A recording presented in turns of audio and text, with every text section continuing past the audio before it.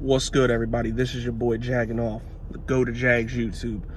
904 that Bull City Duval. We in a fucking building. All right, let's talk about this mock draft I did real quick. Now, I know I said before I had dueling mock drafts coming with Nick Fargo and possibly one with Fist Vegas. Those will be probably next week. Like, I think Nick's is scheduled for Saturday. So I'll probably have that then, and then Fist, we're gonna do it. We just gotta like set a day to do it. But yeah, it's coming. But we'll focus on this. We'll focus on this one. This is one I did by myself. This is probably the only one I'm gonna do by myself. I use the Draft Network, which is a little mock draft thing. Where you can pick it up. It's a good little tool to make little bullshit mock drafts that don't require too much thought, and you can pick for the teams you wanted to. Like, I had the computer basically pick for every other team besides the Jags, and I did theirs. But you can do trades, but I did not do a Kyle Pitts trade. I did not do a trade where we trade up to get Kyle Pitts. Shit, excuse me. The only reason why I didn't do one is I realized that for this to happen, Urban Meyer has to love Kyle Pitts like I love Kyle Pitts. Now, while I don't think it's impossible, I don't know if he does. But, and now with, rumors of Kadarius Toney, like, I started to think, like, Urban Meyer was definitely at Florida's pro day for Kyle Pitts. Like, we know he's not there for Kyle Trask. So, that could be a thing. But, I don't think he's there because I don't think so because, like, our receiver room's pretty stacked. Like, the only reason I think he would draft to Kadarius Toney is, like, if they want to trade DJ Chark. But, like, I think in all likelihood, Chark's staying. Like, I think at bare minimum, he's getting the franchise tag next year. But, yeah, so I didn't do that, and I know people are like, oh, we're going to lose so much. We're going to lose our first-round pick next year if we do that. Do you really want to do that?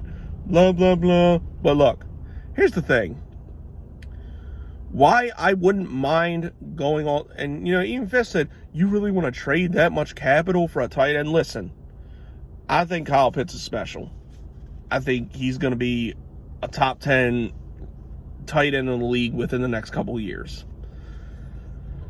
Now, and see, I actually looked into like how this would affect the future, and I looked at our free agents next year, like with us probably not having a first round pick next year.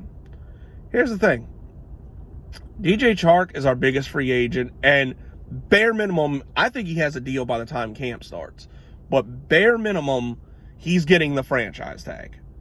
And then the only other ones you have left are Cam Robinson, Andrew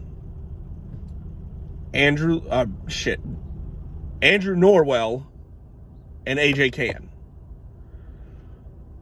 So basically, our first round pick next year would probably an offensive lineman, probably left tackle. Personally, I don't give a fuck about drafting an O lineman next year. I really fucking don't. Like, it's really low on my priority. Like, it's really low on things you need a first-round pick for. You can find it in free agency and re-sign one of the guys. And, with the two guards being free agents, I think Smoothie Man's taking one of their jobs. So we're good there. And Cam Robinson, if he doesn't come back, he's replaceable. So, I wouldn't be worried about. So, yeah, I would definitely sacrifice a first-round pick next year. And even though, like, in this mock draft, all three of the guys that I gave us, I love, but I'd sacrifice all three of them for Kyle Pitts. So, that's what it is. Now, let's get to this thing, okay? I got it written down here, and then I'll have, the list in the description box so you can revert back to that. And, it's the thumbnail too. So, anyway, we don't need to talk about number one overall. Like, it's pretty much set in stone. Like a mock draft I recently looked at, the only description of it was said write it in blood, and you could pretty much write it in blood. The Jags are taking Trevor Lawrence. Jags fans know they're taking Trevor Lawrence. Urban Meyer knows he's taking Trevor Lawrence, and the media knows we're taking Trevor Lawrence. Which, by the way, speaking of the media, let me throw this out there. Yeah, Stephen A. Smith, fuck you, you piece of shit, for your stupid ass, smart ass comment about the Jags the other day. I had to throw that out there because I can't stand this piece of shit. Like. And by the way, for anybody that doesn't know, for anybody who thinks Stephen A. Smith is this great sports analyst, Stephen A. Smith is not there for his sports knowledge, because if you really dive into his sports takes, they're fucking garbage. Like, he's one of the worst analysts I've ever seen in my life. So, he's only there to, like, yell in the camera, puff his little bitch-ass chest out, and, you know, make controversial takes and say controversial things. So it gets ESPN ratings. That's really the only fucking reason he's there. So fuck this little Uncle Tom piece of shit, who I will pull his fucking eyeballs out if I ever see this motherfucker. And I hate your children and grandchildren, you piece of shit. But anyway, yeah, fuck Stephen A. Smith. All right, let's get into this. 25. Now, this is mainly the pick that's being discussed, you know, what the Jaguars are going to do with it. We have some options. Like I said earlier, Kadarius Toney, which I didn't give us him. I think, like I said, I think Shark's staying.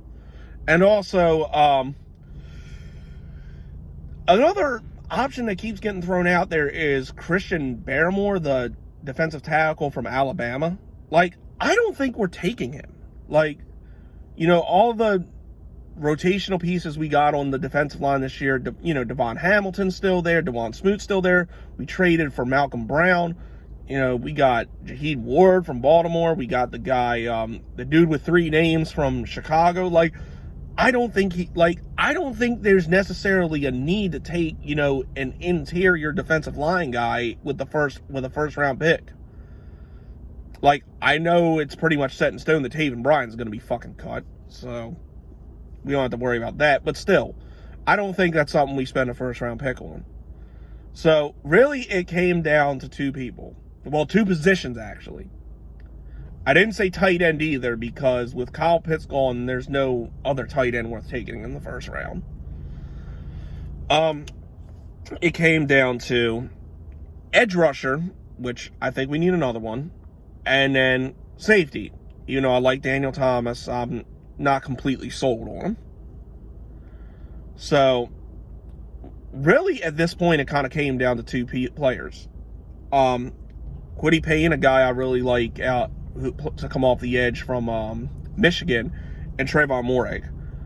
And now, I gotta admit, after really thinking about this, especially since I watched it, and Greg Russo, the defensive end out of Miami, he made it to the second round. I gotta say, if I did this over, I probably would take Trevon Moehrig with this spot, because like I think it's more, because like I did this in the likelihood that who's more likely to make it to 33, and I was thinking Trevon Moehrig was. So I gave us Kwitty Paybe here, but luckily that instinct actually worked, because Trevon Moehrig was there with pick 33, so he was easily the pick. Like, I can't believe, like, honestly, with how talented Trevon Moehrig is, I honestly can't believe that he would even fall to 25, let alone 33. But I don't know, that's what it is. So, he made it to 33, so, you know, it went Kwitty Paybe and then Trevon Moehrig, so we get our edge and our safety. Now, also with taking Moehrig here, I was just under the assumption that that pick 45 would be Brevin Jordan, just because I think Pat Freiermuth, I think that's how you say his, I don't know how the fuck you say his name, the tight end from Penn State, the second ranked tight end in the draft. So I thought he would be gone, but somehow he made it to pick 45, so I gave us him with pick 45. So that right there, I'd say with those first four picks, that's a That's a fucking great draft. One of the best, the best quarterback in the draft, one of the best edge rushers in the draft, the best safety in the draft, and then the second best tight end in the draft. Like, that's a haul right there, bro. If that happens, I'm really happy with that. But now let's go to round 3, pick 65. I have Joseph Ossai. I don't know. He's a fucking edge rusher from Notre Dame, I think. But yeah, he was like, I actually did a little research on this guy. He a lot of people have him going in the second round, so to get him, here at 65 would be excellent value. After that, 106 and 130, I have us go back-to-back offensive linemen. James Hudson, a tackle, and then Kendrick Green, a guard. I feel like we're gonna draft 2 of them for depth pieces. So, and who knows, one of these guys, especially this Kendrick Green guy, a dream would be, him and Smoothie Man take over the guard spots, and then, we can ship off Norwell and AJ Cann and get some picks for them, and we're set at guard for the next couple years. So I don't know, hopefully something like that works out. And right after that, pick 145, I have us taking Chubba Hubbard, the running back from Oklahoma State. This guy to me is talented. Like, I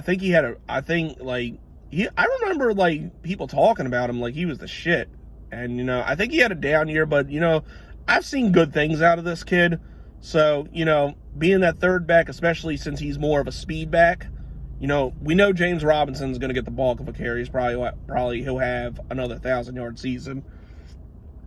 But, and,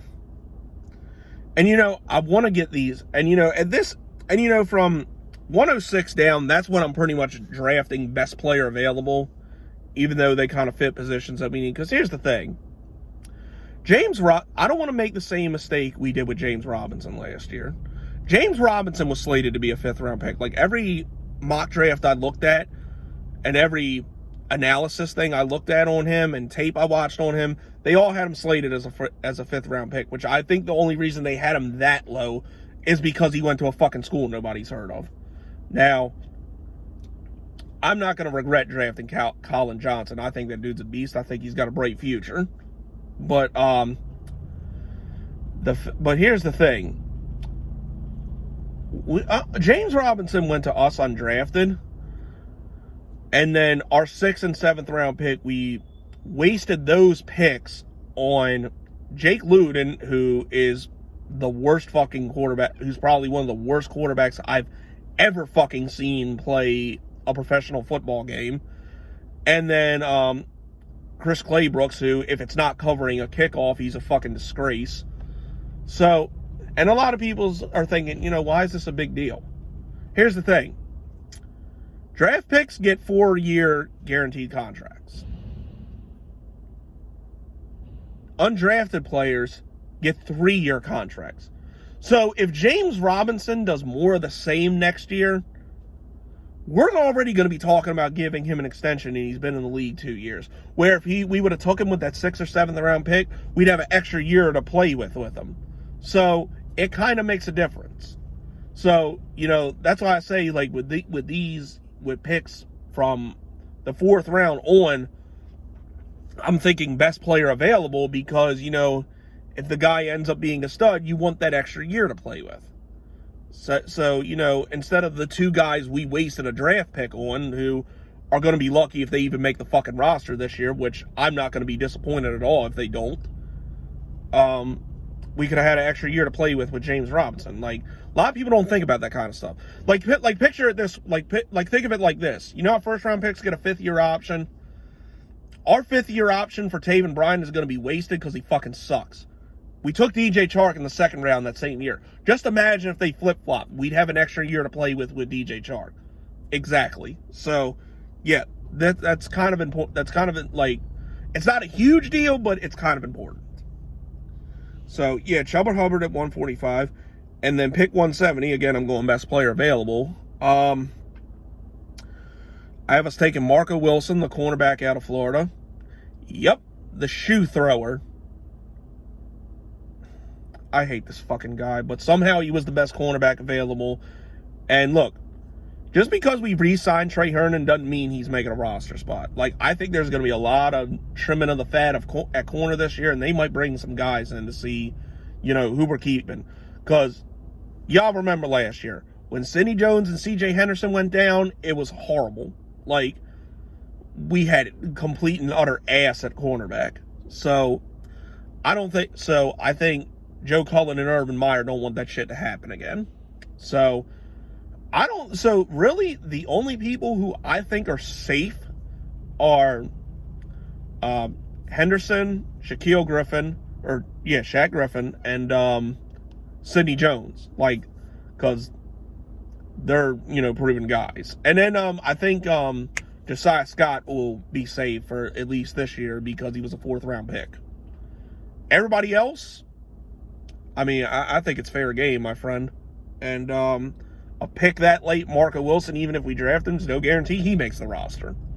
So I think some cornerback competition will be brought in. And, you know, since he was the best one available there, which, even though I can't stand this motherfucker, it's good value. And, you know, he is a Florida Gator, and we always end up getting at least one. So guess he'll be it. And then pick 249, like, this is basically special teams in depth. It's receiver Jaelon Darden. Forget where the fuck he even went to school at, but I'll look it up. I don't know a whole lot about him. Like, he was just basically the best receiver available, so I gave us that. So there you go. Going down the list again. 1, Trevor Lawrence. 25, Kwitty Paybe. 33, Trayvon Moehrig. 45, Penn State tight end. 65, Joseph Ossai. 106, James Hudson, the tackle. 130, Kendrick Green, the guard. 145, Chubba Hubbard, the running back. 170, Marco Wilson, the cleat thrower. Cornerback. Pick 249, Jaelon Darden, wide receiver. Let me know what you guys think, and I will see you guys when I do the dueling mock drafts with Nick Fargo and hopefully Fist Vegas. So that's all I got. It's your boy Jaginoff. Oh, and don't forget, keep watching Shots Fired. That's a great ass fucking podcast. Anyway, I said that's all. It's your boy Jaginoff. Go Jags. 2 till I die. I'm gone.